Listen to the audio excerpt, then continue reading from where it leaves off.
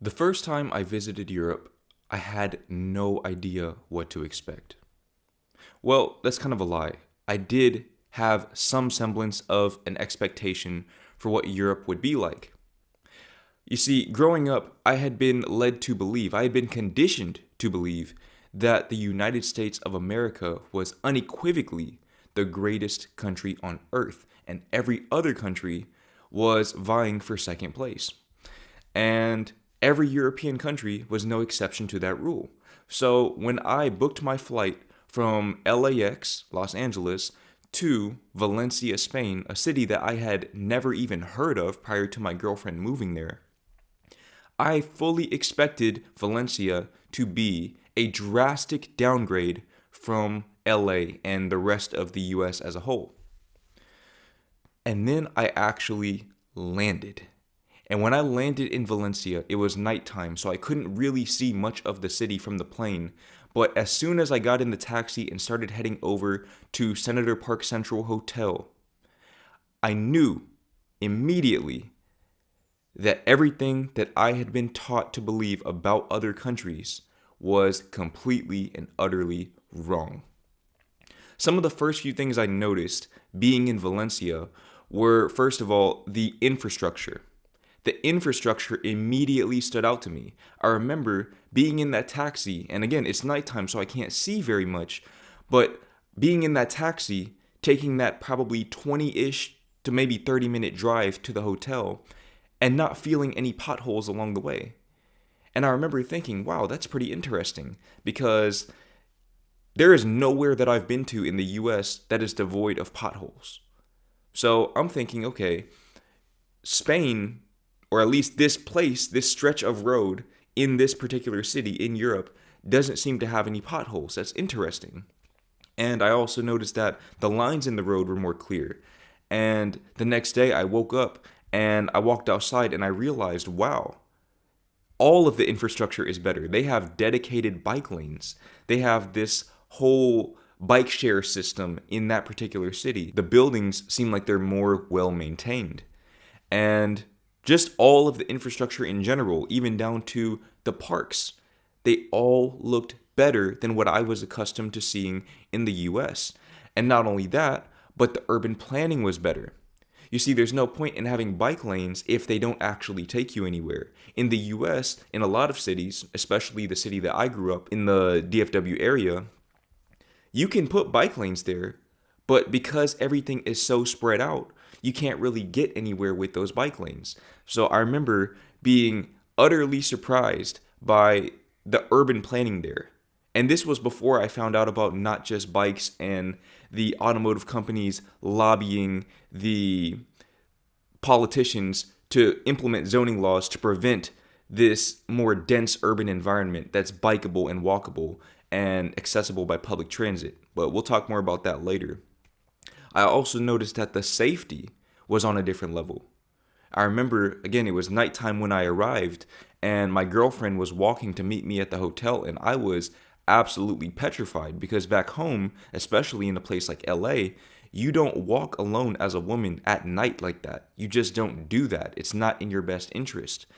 But as the days went on, with my girlfriend and I being in Valencia, I found that we could walk around safely at night and it was never really an issue. I never felt unsafe.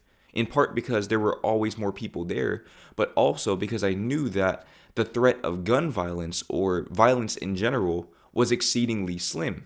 And again, as the days went on, that became more and more apparent to me. And not only that, but all of this that I just mentioned came at a lower cost of living. So not only was it a better place to be, but also it offered a lower cost of living. And mind you, I was coming from LA, so LA is obviously an extreme example, but it was a lower cost of living than anywhere that I had personally been to in the US. It was a low cost of living and a high quality of life. And of course, for people who live there, the jobs pay less. But for me, I make my money doing this. So I'm going to make the same amount of money regardless of where I am. So as a digital nomad, I knew, wow, I might have been asleep on all of these other areas because if this is just this one city, that I had never even heard of, and it's this nice. What about all of these other places? And I took that question with me as I got back on the plane and headed back to the US via Zurich, Switzerland, which, even though I only spent 1 day in Zurich, also proved to be very, very nice. And it sort of incorporated an element of wealth that I felt like Valencia didn't really emphasize that much. And that was one thing that I was a bit concerned about with being in Europe and the collectivist mentality, which I'll also touch on later on in this video. But I was concerned that wealth was less attainable, and also you just couldn't find environments that felt wealthy, that emanated wealth, like you could in LA or New York or Dallas or any other large American city. But when I went to Zurich, I was only there for around 22 hours. That fear instantly dissipated. I didn't even have to leave the airport to feel the wealth just literally radiating from all of the walls. And if you've been to Zurich, then you know exactly what I'm talking about. It just emanates wealth, but also everything else that I mentioned about Valencia applied to Zurich as well. It had better infrastructure. Okay, the roads were pristine. The public transit was pristine, top notch. The urban planning was immaculate. And the safety was off the charts. In fact, I think Zurich is statistically one of the safest cities in the whole entire world. The cost of living wasn't exactly very low, but it didn't seem any higher than what I was accustomed to in the US. So when I landed back in LAX, I arrived in LA after being in Europe for 2 weeks. I thought that I had experienced culture shock when I arrived in Spain. But the reverse culture shock of going back to the US was 10 times as strong as the initial culture shock that I experienced by going to Europe. Because I remember the first thing that stuck out to me, just being on the plane, having the window seat and just looking outside, was seeing how spread out everything was. And when I saw that, I instantly knew the urban planning in LA is never going to be as good as it is in Valencia or Zurich. It's never going to be as good because, again, you can add in bike lanes, you can add in public transit, but ultimately the city itself is just structured in an inefficient way. And it's so built up already that there's nothing you can really do to alleviate that issue within my lifetime. Maybe my grandchildren's lifetimes, but I won't be here to experience that. So I instantly knew, at least in terms of urban planning, the US is cooked. And again, this is before I found Not Just Bikes and realized that this was by intention. Basically, the reason why American cities, especially in the South and the West, tend to be so spread out is because these cities were built after the invention of the car.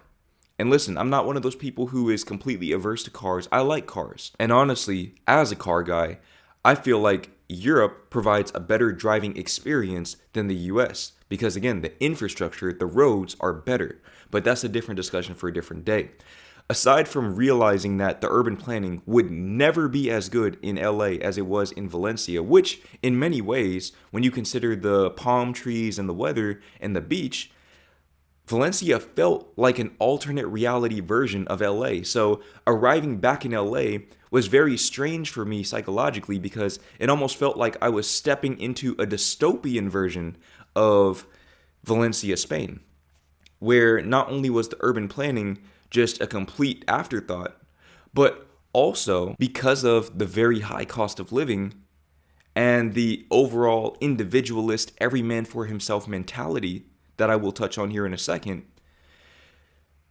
the homelessness was just out of control.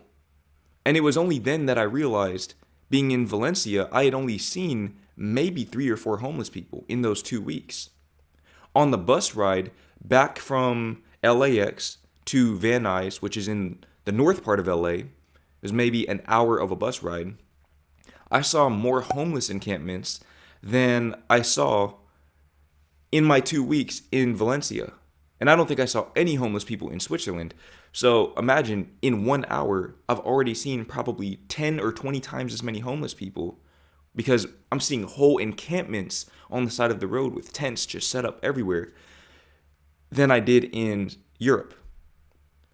And it's not like I was just in one area in Valencia. I was going around with the bicycle. I was exploring. So that really blew my mind coming back. But then, to cap it all off, the cost of living was just astronomically high. I remember going grocery shopping for the first time. I went to Target, and the amount of money that I spent to get myself canned food, tortillas, granola, peanut butter, and bread, and maybe bananas or something like that. The amount of money that I spent on that, so basically a step up from prison food, was more than I had spent to get myself and my girlfriend groceries. And I was getting us healthy foods. I was getting us salads, fresh fruit, green juices, things of that nature. And I was spending less money for both of us. So I realized pretty quickly that, hey, maybe the US is not all it's cracked up to be. And I didn't know it in that moment, but I subconsciously made a decision that I was going to move to Europe. Now, a big part of the reason why this was because my girlfriend was born and raised in Europe and lived in Europe. And I just felt like we would have a better quality of life being in Europe together than in the US together. So when my girlfriend returned to her home country of the Netherlands from Valencia, Spain, after being there for, I think it was 5 months for her internship, we started creating somewhat of a plan to get me to the Netherlands. Now, the plan was very rudimentary at the time, but just from our preliminary research, we realized very quickly that there was a direct path for me specifically to go to the Netherlands, which is where I'm filming this video right now. And that was through the DAFT visa, the Dutch American Friendship Treaty visa. Basically, this visa is for American entrepreneurs who are looking to set up shop in the Netherlands. And I said, okay, I'm going to take that visa, I'm going to use that visa because I'm already an entrepreneur anyways, and I am going to move to the Netherlands. So my girlfriend came and visited me in the US, in Texas. By this point, I had returned from LA to Texas. She visited me for around 6 weeks, and literally the day that she left, I booked my flight to the Netherlands. I booked a one-way flight. And I spent the rest of 2023 stacking up as much money as possible to sort of cushion my fall as I landed in this new unfamiliar country, because I had never visited the Netherlands. I had never previously visited the Netherlands.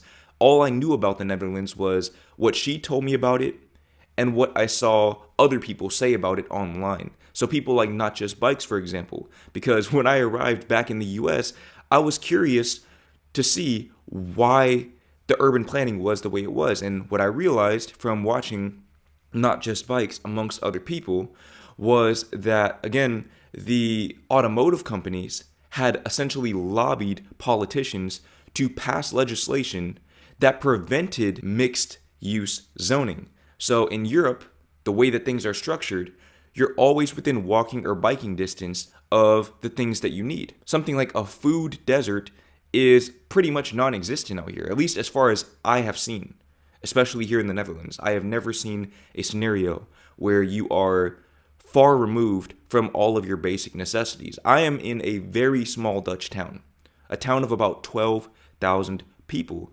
and I have no problem with biking to the gym, to the grocery store, multiple grocery stores, pharmacy, anything else that I might need. I can get there very, very rapidly within about a 5 to 10 minute bike ride.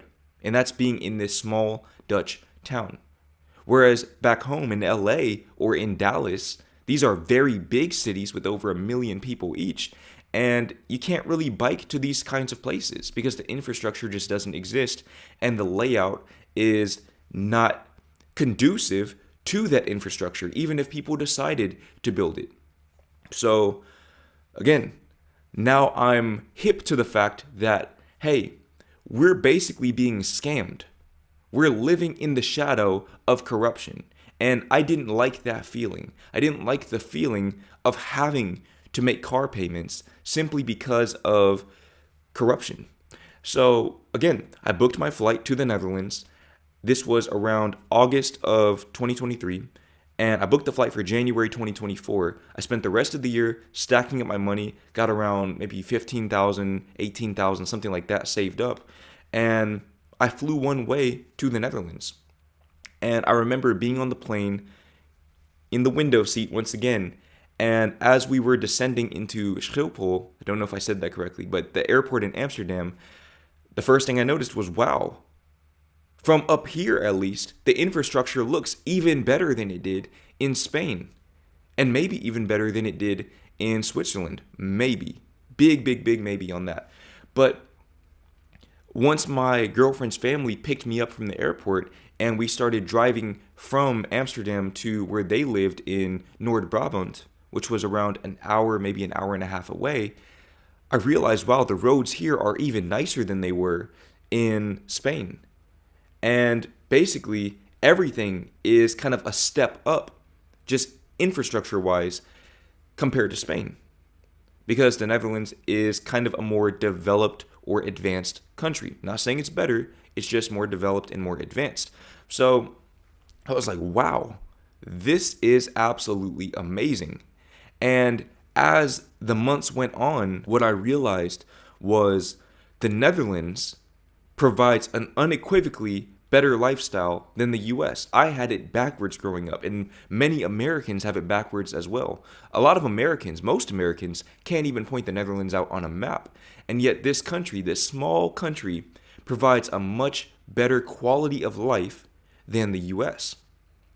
And really, Spain and Switzerland both did as well. And I've also been to Belgium and London, albeit very briefly. We visited Antwerp and London for about a day each.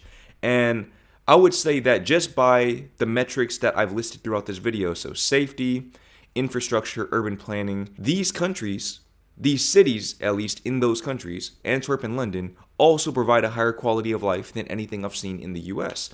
And based on my experience, it's not the most extensive experience, but I have multiple reference points.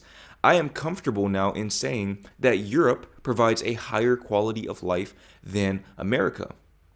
And it all comes down to this one thing, because these are all very different countries with very different cultural customs, but there's one common denominator between all of them. And I imagine this extends even to the European countries that I haven't visited. And that is the collectivist mentality. The collectivist mentality is what informs the infrastructure. It informs the safety. It informs the urban planning, because everything is catered to the group rather than the individual. You see, the United States of America is a very individualist country.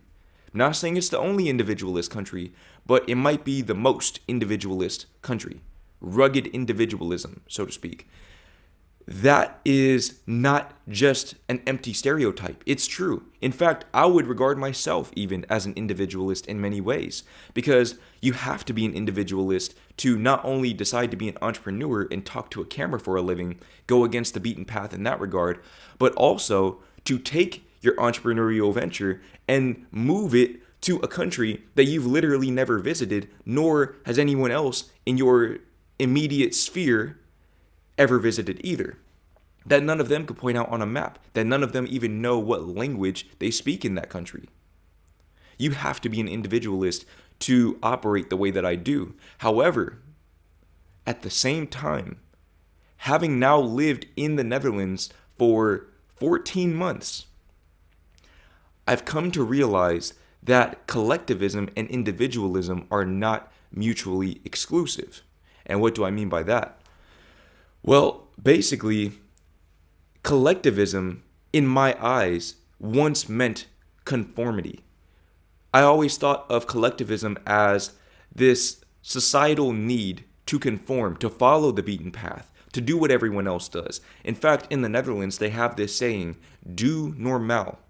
And that's only part of the saying, so I might be using it out of context here, but I think that the way a lot of people perceive it is act normal, because that's the literal translation. Act normal. If you're acting normal, you fit into Dutch society. And as long as you're not going against the grain or stepping off of the beaten path, then you are welcome here. But if you're not, then you're not welcome here. You need to leave. For a while, that's how I perceived Du Normal as well. I thought that the collectivist mentality meant that I had to do what everyone else was doing. But over time, what I realized was that being in a collectivist society actually enables individualism. It enables a new level of individuality because you have the support system to back you up if things go wrong. The collectivist mentality gives people the means to actually take these risks and go against the beaten path because you know that you have a strong safety net to catch you if you fall. When I landed in the US, in LA, and I was on the bus going back to my car, seeing those tent encampments on the side of the road, it served as a brutal reminder that the people who step off the beaten path in the US and fall flat on their faces have nothing to break their fall.